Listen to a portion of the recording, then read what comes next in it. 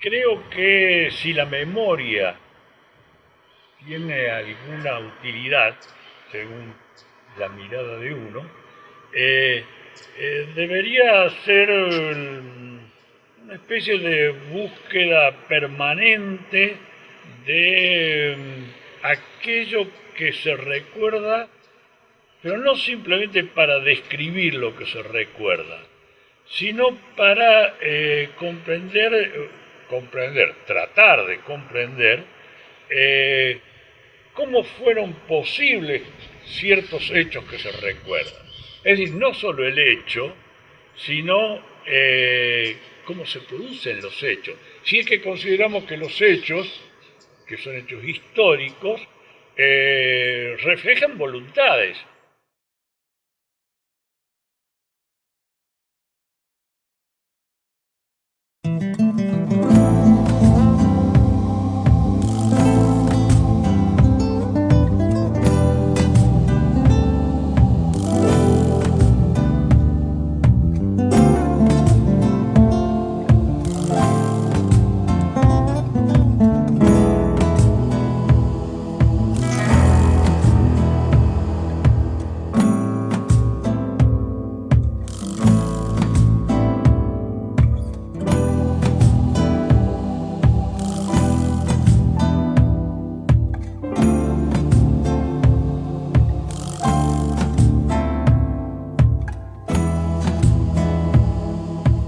Bueno, si nos remontamos a la infancia, Daniel fue mi hermano mayor, 2 años y medio de diferencia.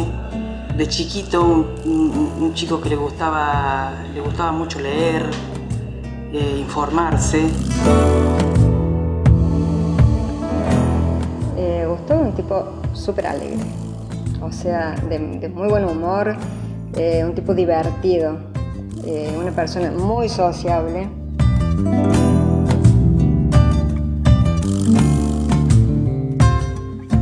Y estaba muy embebido en todo esto, le gustaba, me parece que era muy solidario, ¿no? Capaz que no tenía nada él, pero quería siempre ayudar a los demás.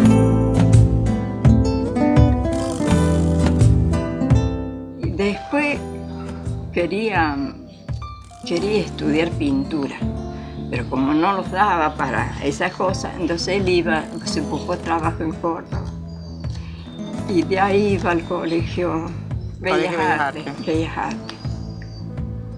Y estudió pintura ahí. Tenía un profundo amor por el campo, o sea, por los animales, por la vida. La familia de su papá es de origen humilde y él amaba conversar con sus tíos, digamos que tenían un nivel cultural mínimo.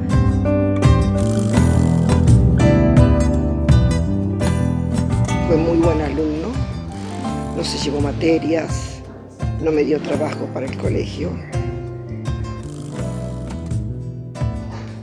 Todas las noches yo lo esperaba con la comida y mi hijo aparecía para cenar. Después salía, que se iba a Flower, una discoteca que había ahí arriba, ¿no? Donde iban todos los chicos de aquella época. De chicos salen a vender pan casero, que hacía la abuela, iban a buscar choclos, a robar choclos a campos de allá cerca de Pajolán, que hacían caminatas lejísimas con otros chicos más. Era muy terco, que era, bueno, muy soñador, muy idealista. Como que mi papá era una persona que tenía como una mirada desde arriba como muy global de las cosas. Una chica con mucha creatividad, mucha inventiva, ella siempre se daba maña para crear un ambiente cálido, un ambiente, ¿cómo te puedo decir?, agradable. Sí, yo creo que era una persona que siempre amaba, con mucho amor, muy desprendido de sus cosas, bueno, él era todo cariño para todo. Yo esa es la imagen que tengo, ¿no? De alguien que amó mucho. A mí siempre me atrajo mucho la alegría de ella, ¿no? Era una persona fundamentalmente alegre y con muy buena predisposición hacia la gente, hacia todos, ¿no? Es decir, Hernán era 3 años menor que yo, se asomó a la militancia desde la escuela secundaria, era alumno del Mariano Moreno de Río Ceballos, era una persona muy comprometida, era un chico muy comprometido, tenía 18 años y tenía como una claridad muy grande de qué significaba y de cómo era una causa digna de jugársela entera.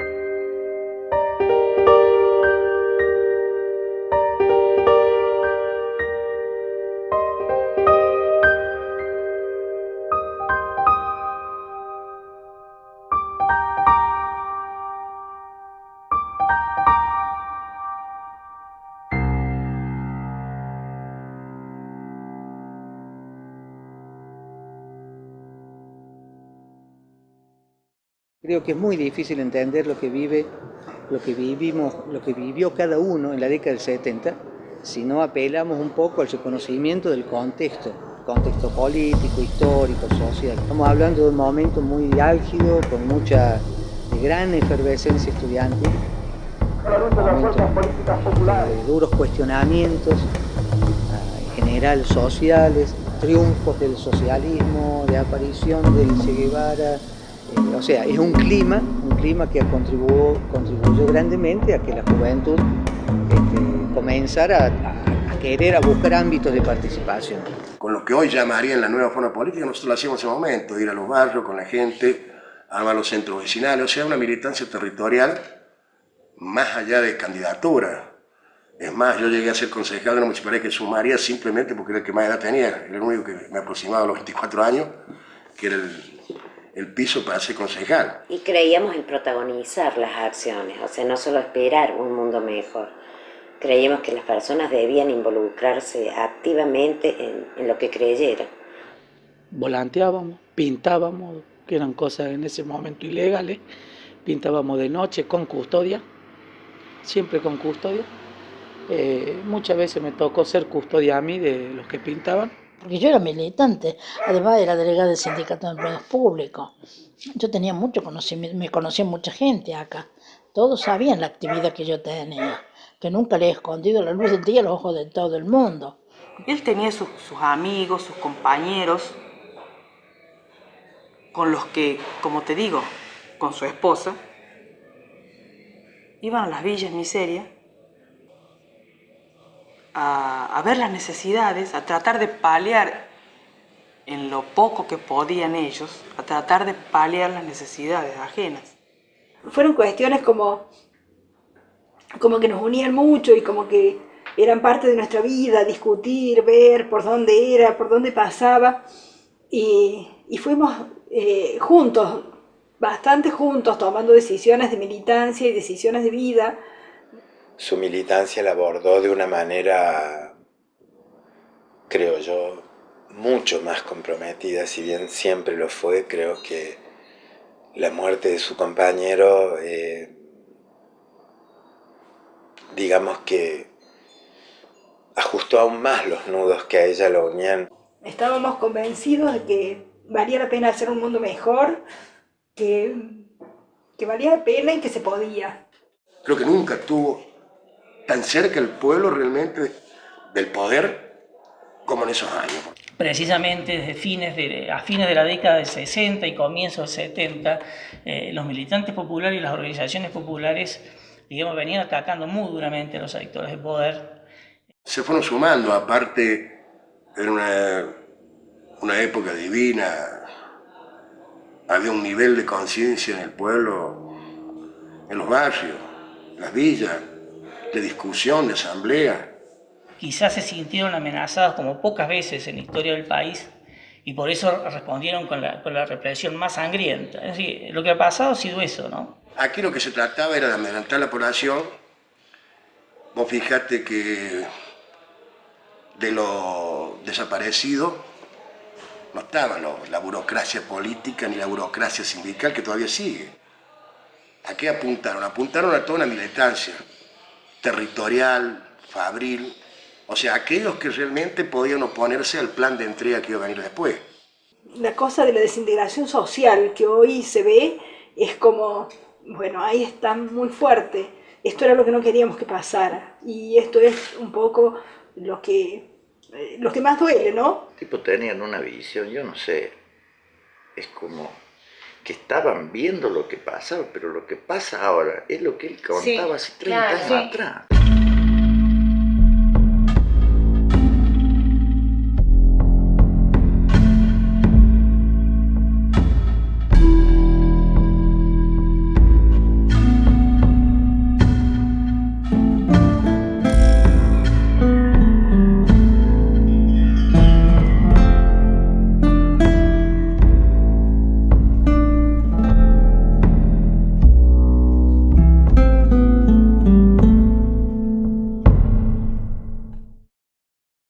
Los hechos de violencia en la Argentina, los hechos criminales de violencia, son previos al 76, empiezan antes del 76. Si uno tuviera que rastrear, seguramente hay una larga historia de violencia y de construcción de un pensamiento de criminalidad. Cuando digo de criminalidad, quiero decir de destrucción del otro, por razones de creer que se tiene derecho a destruir al otro. No digo de destruir, quiero decir de aniquilarlo físicamente, pero además de aniquilarlo como posibilidad de un pensamiento que se contraste con otro pensamiento. Bueno, desde el momento que uno empezó a militar en esas organizaciones político-militares, tenía, digamos, sabía que lo podían matar, sabía que lo podían detener, que lo podían torturar y que lo podían matar. Pero medio que decía, bueno, pero toda forma parte de la lucha, pero no dimensionaba del proceso monstruoso que se estaba viviendo, ¿no? Yo, en lo personal, no tenía una dimensión real de que acá se nos iba la vida sí o sí. Uno no pensaba todo el día en esto, uno pensaba en la vida. Lo que pasa es que una cosa es cuando lo decías en el medio del fragor de la militancia y otra cosa es cuando ya en soledad tenías que sobrevivir con la certeza de que a la vuelta de la esquina te podían agarrar.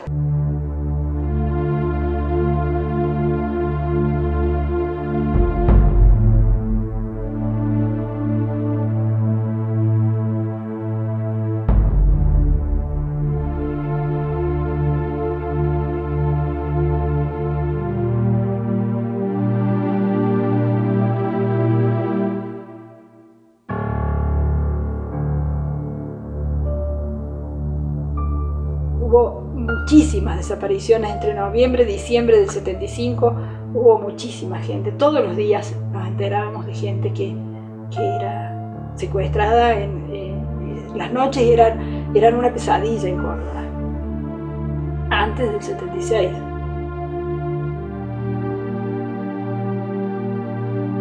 Nos habíamos vuelto muy cautos, ¿no? O sea, muy estrictos con los temas de los horarios y todo eso para ver, ¿no? Primero vienen una vez por semana, 2 veces por semana, después se hace más esos días más distanciados, cada 2 semanas, 15 días, a veces pasa un mes. En todo ese año ya empieza a no venir a casa. Después venía muy poco por eso, para no comprometernos a nosotros dentro de esto. Mi mamá tuvo una reunión con él, lo vio 1 o 2 veces, con mucho cuidado, muy secreto, porque él sabía de que estaba en alto riesgo, ¿no? Él siempre le decía a su esposa, mira, si yo no llego hasta tal hora, vos te vas a la casa de tus padres. Y fue lo que hizo ella. Y le dijo así, que probablemente la última vez que me vean, le dijo, entonces quedaron muy mal ellos. Porque todavía estabas en la clandestinidad y estabas medio corriendo, escondiéndote, luchando por sobrevivir para que no te agarren. A partir de ese momento es buscado por la policía de Unquillo. Militares todavía no habían usurpado el poder, así que era la policía de Unquillo lo buscaba, así que ahí es donde, bueno, mi mamá me cuenta de que policías, hombres que hoy viven acá en Unquillo, vinieron de noche, de civil, armados, le amenazaban a mi mamá preguntándole de dónde estaba él, cuándo venía, qué es lo que estaba haciendo, qué hacía. Partiendo de ese maldito 31 de julio que nos detuvieron del 75. A nosotros nos secuestraron las 3A. A las 9 de la noche nos levantó un Falcon, a mí, a mi mamá, a los 5 minutos a mis 2 hermanas. Lo esperaron en su casa, llegaron un rato antes, la inmovilizaron a su compañera dentro de su casa, tenía una hijita de 1 año y 3 meses, Laura, y estaba embarazada mi cuñada. Y bueno, los golpes fueron hasta golpe entrar dentro del coche. Que a ella no le iba a pasar nada en todo momento, y cuando lo levantaron a él, se fueron de la casa y le dijeron que nada, que lo llevaban por unos días y una cosa así. Noviembre del 75, bueno, vienen y le dicen a mi mamá que él había muerto, pero le dicen compañeros del partido, una parejita, un muchacho y una chica le vienen y le avisan a mi mamá que él había muerto en un enfrentamiento en Tucumán. En el 75 murió mi hija, la más chica. Todas estaban involucradas en el movimiento del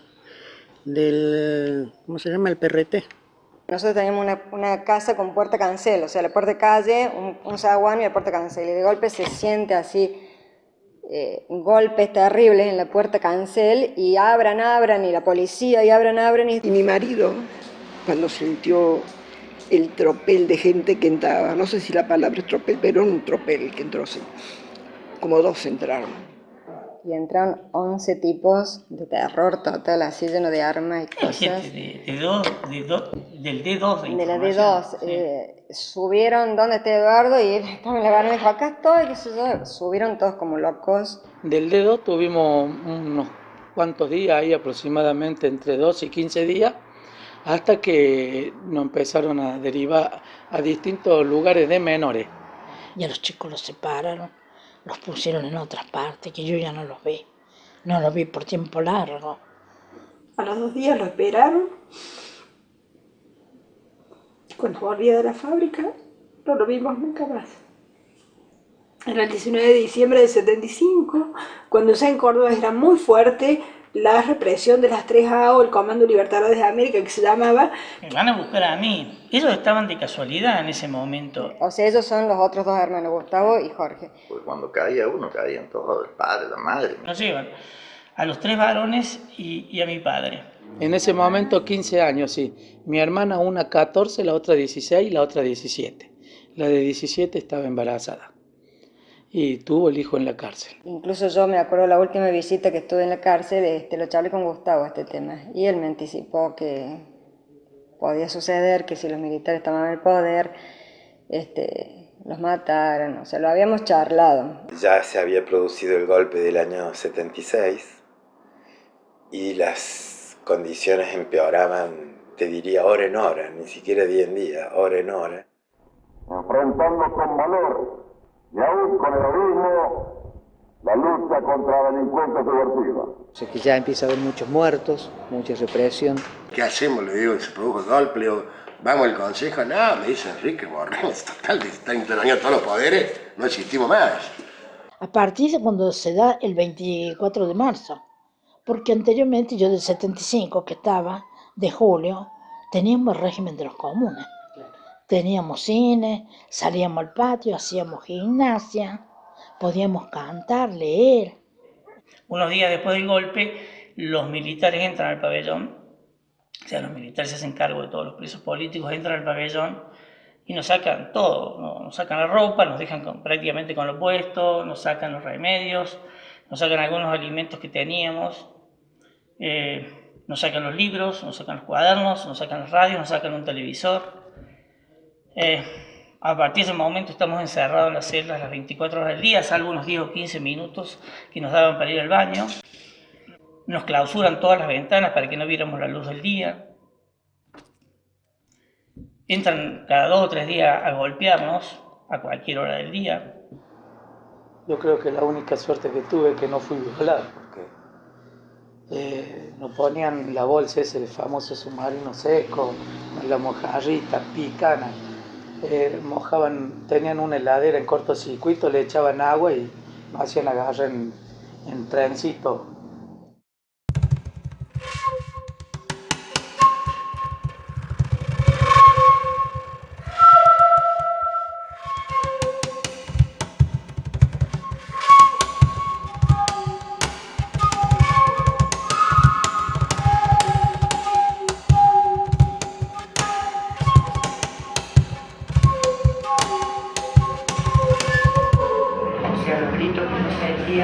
Estando allá, se sentían, golpeaban, inclusive se sentían los golpes del cuerpo, esto se sentía, esto era lo que se sentía. El golpe del cuerpo tirado contra las paredes y los gritos.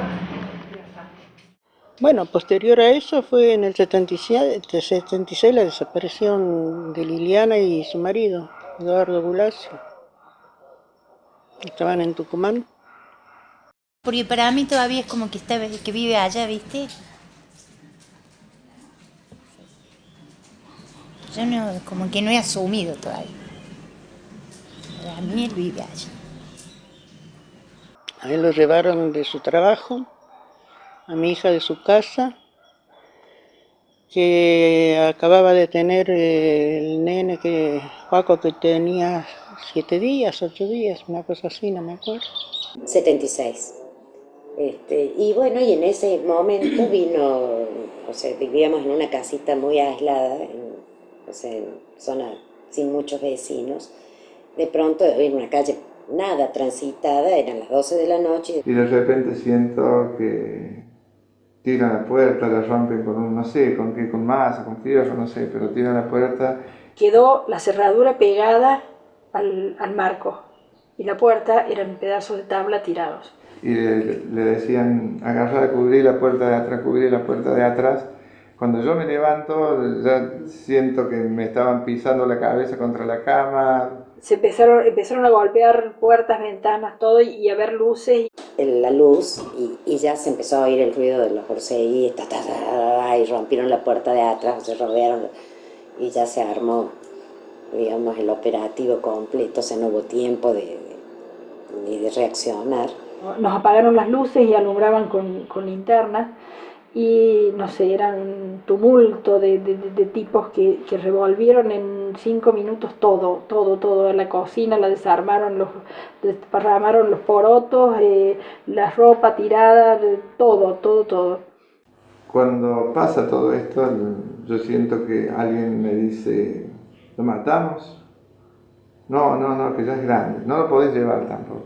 O sea, el día que se lo llevaron, me lo trajeron a la cama para que se despidiera y a mí me tenían apuntando con la ametralladora.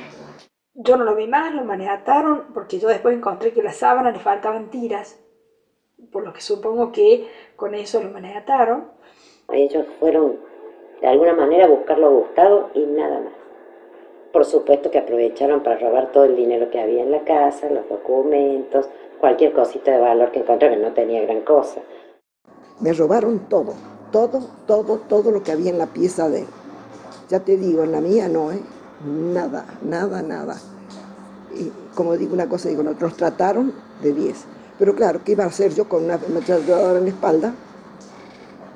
Probablemente hubo alguna incidencia o infiltración de información de dónde estaban ellas, ¿no?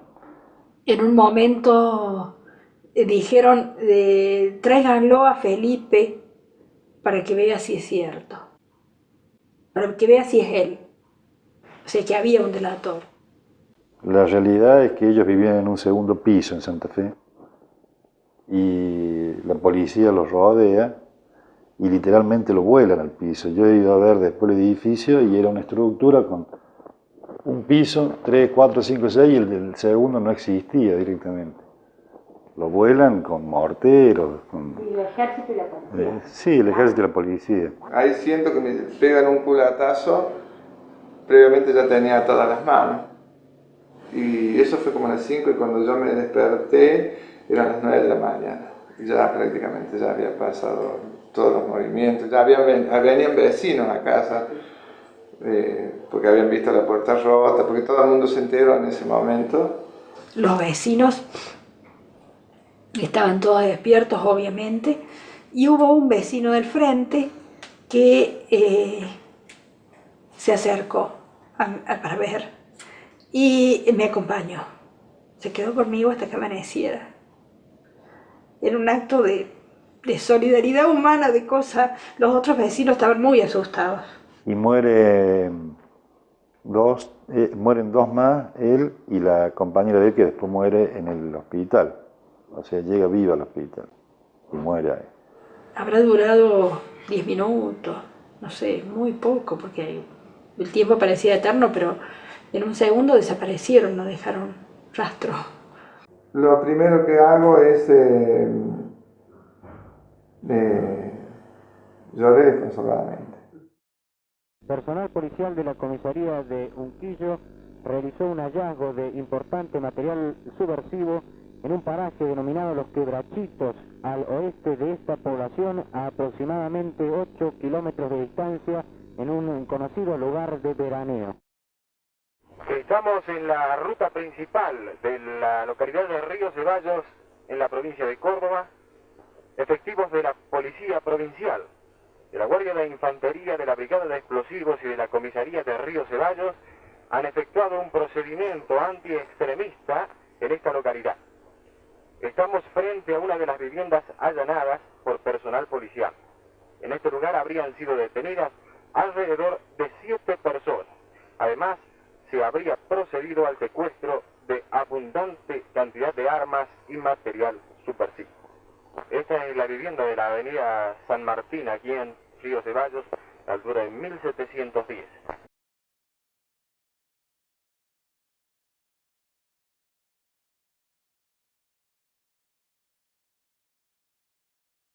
El día 12 de agosto del 76, alrededor de las 11 de la mañana, entra en la Comisión Militar del Pabellón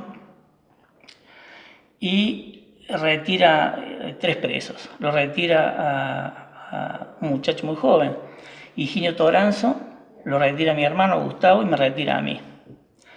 De mi pabellón vamos a otro que estaba abajo y de allí lo retiran a Vaca Narvaja, Hugo Vaca Narvaja. Nos llevan a la parte de delante de la cárcel, firman un recibo para retirarnos, nos cargan en vehículos militares, a 2 nos cargan en un vehículo y a 2 en otro. Había un departamento que ella me dio la dirección en un sobre que yo solo lo tenía que abrir en el caso de que algo pasara, si no, no. Vendados, esposados, con los pies atados, y nos llevan a una dependencia militar, a un cuartel de lo que está camino a la Calera. Allí estamos un rato, en ese tiempo yo escucho que dicen vamos a tener que tirar la moneda por estos chicos, por supuesto no tenía idea de qué estaban hablando.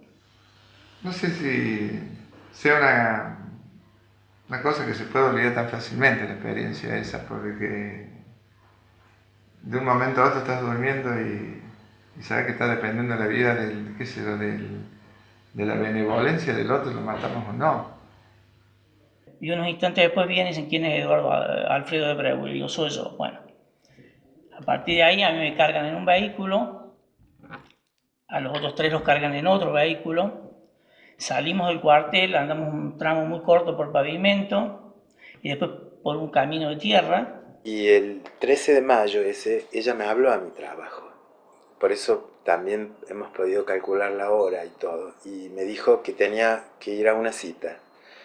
Que después, mira vos, yo en México me enteré por una chica que trataron de todos los medios de avisarle que no fuera porque esa cita era cantada. Era de alguien que había caído.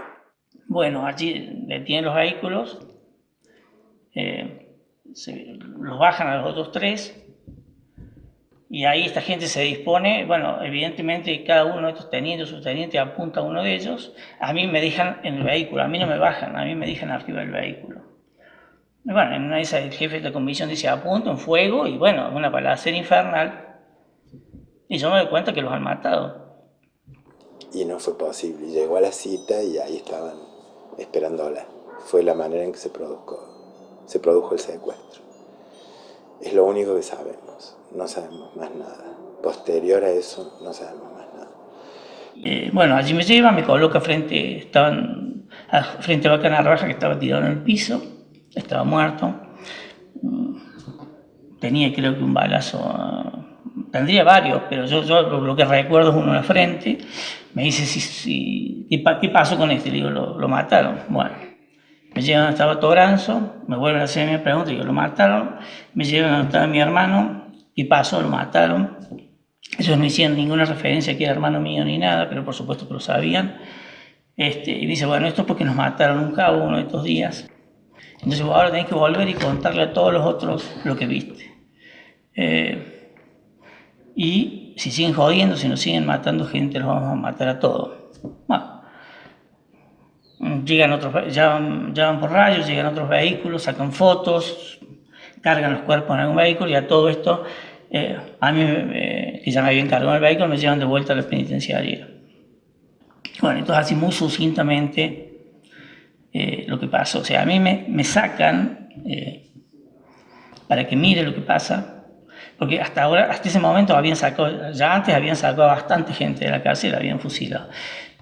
Pero a todos los que habían sacado los habían fusilado, nunca habían llegado un testigo. Entonces a mí me sacan con el objetivo de que vuelva a la cárcel, le cuente a los otros lo que había visto, para meterles miedo, para debilitarlos, para tratar de quebrar la voluntad de resistencia y de lucha de los otros presos políticos. Y como ellos suponían que estábamos comunicados con el exterior, cosa que no era así, no, estábamos absolutamente incomunicados. Bueno, para que se enteraran también de lo que había pasado los familiares, los parientes, los amigos, los vecinos y toda la sociedad. El objetivo era meterle miedo, aterrorizar a la sociedad entera.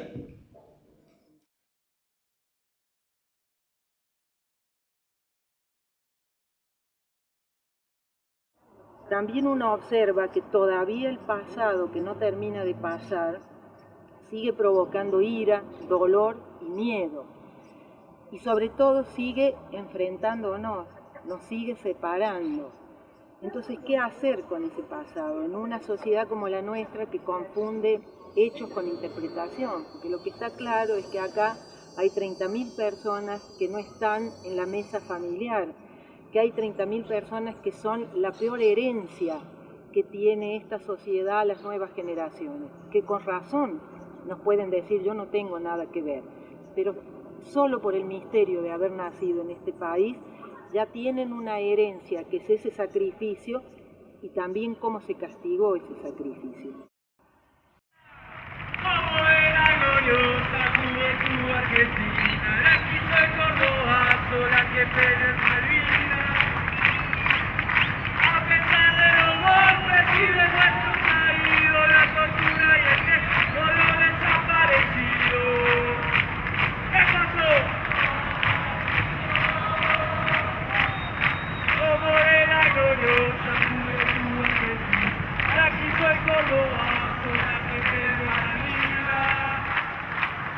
A pesar de los golpes y de la tortura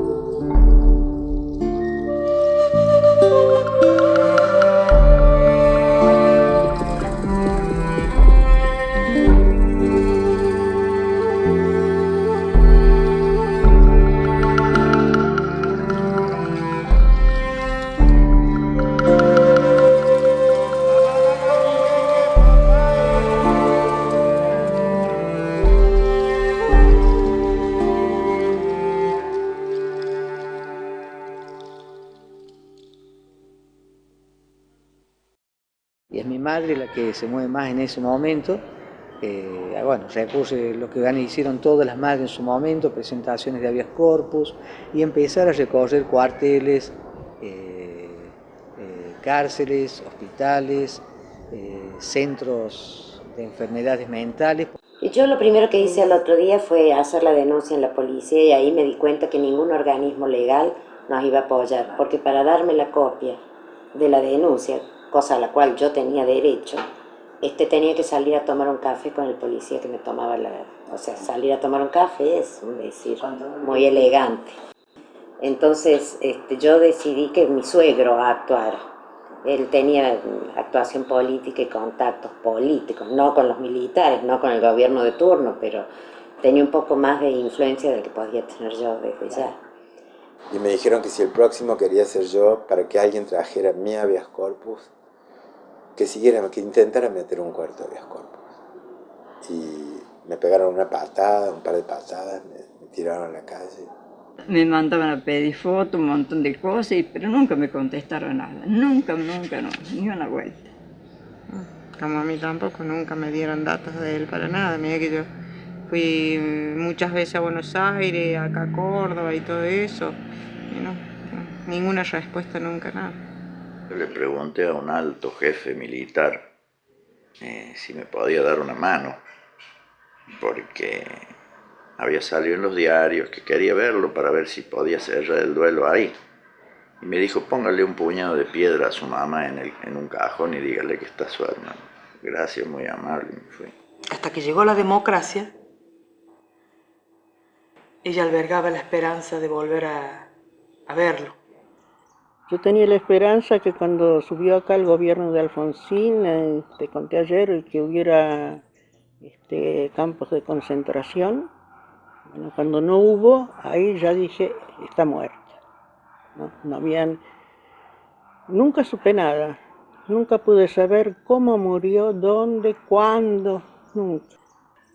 Y eso es lo que te queda, ¿no? Pero nunca me dijeron por qué, ni cómo, ni cuándo. Yo creo que podían haber llamado a los padres y haber dicho, yo lo digo, hoy a 31 años digo, si mi hijo fue culpable de algo, yo hubiera reconocido. Prefiero verlo preso y con vida y hubiera esperado. Yo creo que hasta los 4 años se compraba el regalo de Navidad esperando que viniera, digamos. Como que era siempre o siempre estaba como eso así dando vuelta. Puede volver, puede volver. Otros decían, no, pero si a tu madre yo la vi en tal parte, tendrá algún problema, a no saber si se quiere presentar. Había un montón de historias que en definitiva creo que la historia de todo esto era que estaba muerta. Y nadie lo quería decir. Yo cuando era adolescente soñaba con volver a ver. Sí, soñaba y quería creer que estaba vivo, hasta por ahí, digo, si zafó, y si está en otro país, tenía toda una ilusión, y si algún día me choca alguien en la calle y me dice, soy tu viejo, estoy acá, esas cosas. Ya no, ahora no, pero la cuestión de que sea desaparecido, digamos, no está latente todavía algo, es como que no sé, no pude asumir uno que esté muerto tampoco. La sensación, y me doy cuenta ahora, digamos, de haber tenido toda una niñez, digamos, con un dolor reprimido todo el tiempo, siempre, sin saber qué era. Nos costó mucho hablar. Fue también, sufrimos el silencio, sufrimos la represión de la palabra. Se hablaba lo mínimo porque era muy, muy duro y además con mucho estigma social. La gente te discriminaba mucho, que ellos vivían encerrados porque no querían salir porque les daba vergüenza lo que le había pasado y qué sé yo. Ellos vuelven a revivir un poco más después de 3 años cuando yo vuelvo a Jesús María de vuelta, a vivir con ellos. Recién empiezan mis viejos a salir, a darse con la gente, porque yo le digo, nosotros no tenemos la culpa, le digo, los pasos. Y bueno, y sigue la lucha, ¿viste? La gente que te rodeaba, bueno, de pronto muchos amigos se corrieron, se abrieron, por miedo, por no entender, por no saber si iban a quedar enganchados y comprometidos por el solo hecho de estar al lado nuestro y tratarnos de apoyar de alguna manera. Otros que quizás no eran tan amigos, se juntaron más a nosotros y nos apoyaron y nos ayudaron muchísimo. Ahora, sí, de pasar de ser un delincuente, un subversivo, entre comillas, a pasar a ser un desaparecido, un militante, con causas que podemos decir justas, tal vez, ya es medio una toma de conciencia de uno, ¿no? De ser hijo de desaparecidos, tengo indicios de tener ese como peso y eso de que no se dice y de que me pregunten sobre mi papá, gente nueva, chicos, compañeritos del colegio, qué sé yo, y yo tenía que decirles que no estaba, que se había muerto. Nunca usé la palabra desaparecido, no fue muy... pero digamos que en estos últimos tiempos sí, ya como que he tomado realmente la conciencia de que he desaparecido con todo lo que implica, ¿no? Pero sentimos rechazo, sentimos mucho rechazo. De chico yo lo sentí mucho eso. Inclusive de adolescente me jodió mucho a mí también eso. Es como que el rótulo, si no te lo ponías vos solo porque llevabas esa carga. Que ahora yo lo puedo decir, pero en esa época era el hijo del delincuente, no de un militante político que era partidario de un futuro mejor, ¿no? Así que... Han pasado 30 años y sin embargo es como que el dolor no se cierra nunca. Tantos años de no hablar, de no decir nada, de ocultar.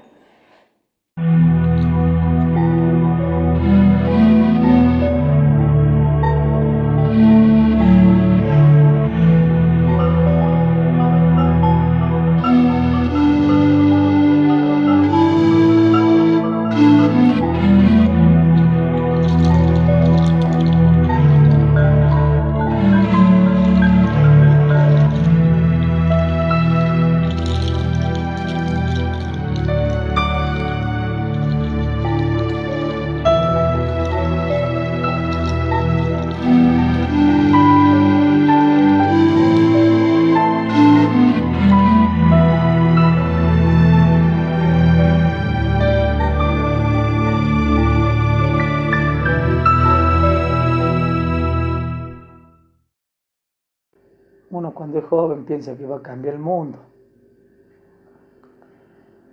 y de repente cuando se viene todo encima es como que se le cae una montaña, pero no sé, creo que los fines no eran malos. Los fines no eran malos.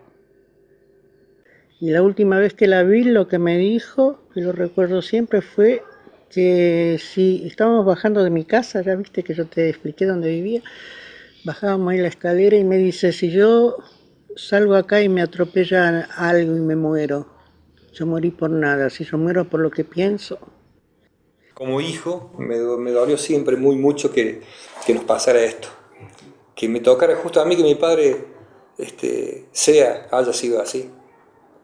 O sea, por un lado está eso, de decir, pucha, hubiera preferido que sea un pavote más, que no se comprometa con nada, pero tenerlo conmigo, porque yo sería tal vez otra persona hoy más. Me parece que me faltó eso de esa entrega que tienen los padres con los hijos, de enseñarme cosas, de enseñarte a manejar, de enseñarte que uno lo aprende de grande, ya a la fuerza, pero me faltó todo eso, lo del padre. Entonces ahí es donde lo siento y digo, pucha, no sé si vale la pena. Lo que pasa es que no valió la pena a nivel personal a mí. Estoy hablando de manera egoísta. Ahora, hablando, digamos, como sociedad, me parece que él, como un montón de personas como él, digamos, que dieron su vida así, me parece que ha sido gente muy valiosa, muy valiosa, que que tal vez se equivocaron en el momento de tomar las armas, y si no lo hubieran hecho, y estarían, me parece que las cosas serían otras, tal vez, porque eran gente muy inteligente, leían mucho, eran realmente, eran obreros leídos, era una cosa que hoy no se ve, interesados por qué pasa con la producción, con lo que nosotros hacemos, a dónde va, por qué a la sociedad le falta.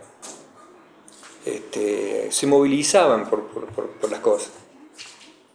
Y entonces, bueno, justamente pienso que por eso lo desaparecieron, porque, pero entonces no sé si no valió la pena. Por ahí valió la pena porque me parece que hay un proceso histórico. Así como ahora se está abriendo todo esto, yo calculo que más allá, más adelante se va a abrir más y va a ser valorizada esta gente.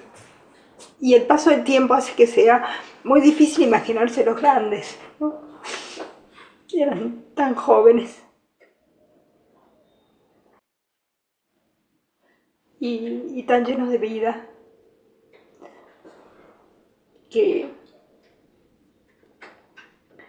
es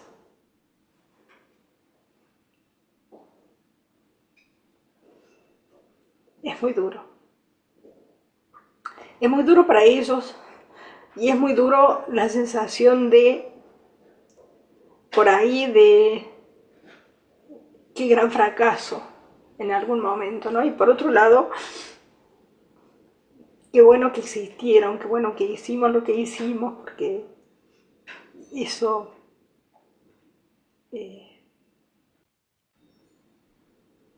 ha dejado una huella muy fuerte en nuestra historia, en el país, y bueno, tendrán que pasar 30 años más o X tiempo para que